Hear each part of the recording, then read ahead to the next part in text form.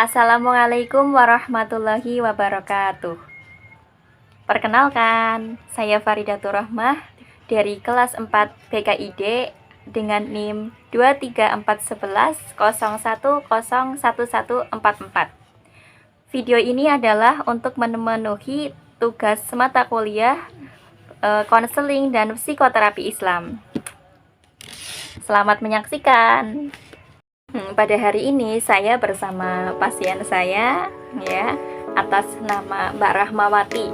Karena Mbak Rahmawati itu keluhannya sedang batuk, jadi saya akan mempraktekkan pijat untuk meredakan batuk. Pertama, pijat tekan-tekan di bagian telunjuk di sini.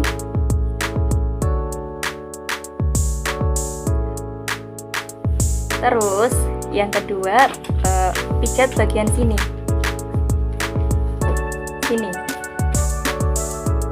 Hingga beberapa kali ya.